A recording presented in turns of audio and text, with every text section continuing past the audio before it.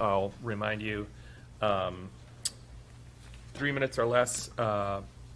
We won't respond, but we appreciate your comment, and you're welcome to provide written comments as well, whether or not you get fully through your input. And I'll call up, I'll do two at a time. So I'll first call up Kevin Fitz from NAMI and Josh Ballack from All Care Health. And you two, I know the rules. You say, who did you say was associated? NAMI? That's what it says. Oh, that's not true. But should I go first? Please. Okay. My name is Kevin Fitz. I'm the executive director of the Oregon Mental Health Consumer Association. So we're a volunteer nonprofit that does our best to advocate for the recipient, the consumer voice within your Oregon Health Plan, Oregon Health Authority structure.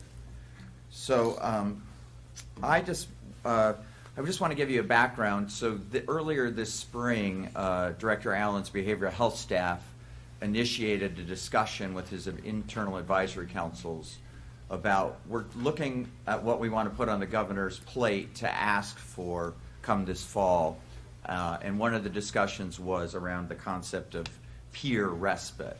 And so a bunch of us at different councils internally started discussing it, started working with a behavioral health person within your organization. It didn't make it in the final request to Governor Brown that was released to us on September 1st, which is understandable. Maybe we didn't have our act together, maybe we didn't educate people enough of its value, et cetera, et cetera. But so what I am here doing, and what I suspect by the time legislative session comes around February 1st, that we will have educated all of our 90 legislators about how much are we spending on acute care hospitalization. Is acute care hospitalization a failure of your community mental health system? If you're spending a significant amount of money trying to maintain and help me be stable and successful in the community, and the floorboards fall out, what is the option? The option is acute care psychiatric crisis hospitalization, like Unity, like other hospitals around the state. So what we in the peer consumer survivor movement are trying to do is introduce to the state of Oregon and its provider system the idea of what peer respite is. So community mental health systems have long time had respite beds run by professionals, billed Medicaid, and manage medications, stuff like that. I have a piece of paper, and I don't want to read it all, first of all, because my eyesight is bad, and this is going to be a YouTube video, and I don't look so good with glasses on.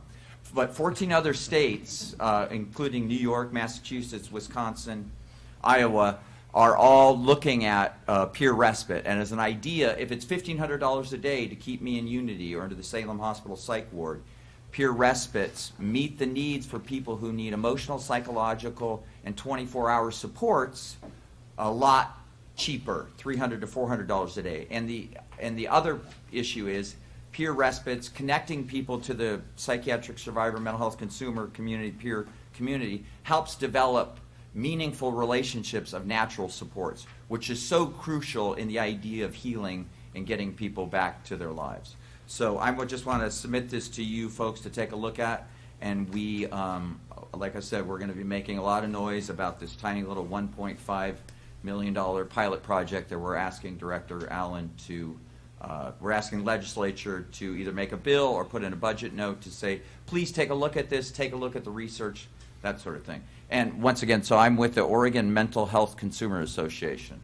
So this is actually my nighttime activities. So. Thank you very much.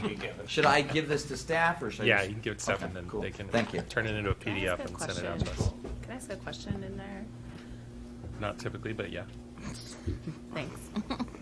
I don't understand what peer respite is. So when Kevin sends the materials, can somebody send a one-pager on like specifically what that is?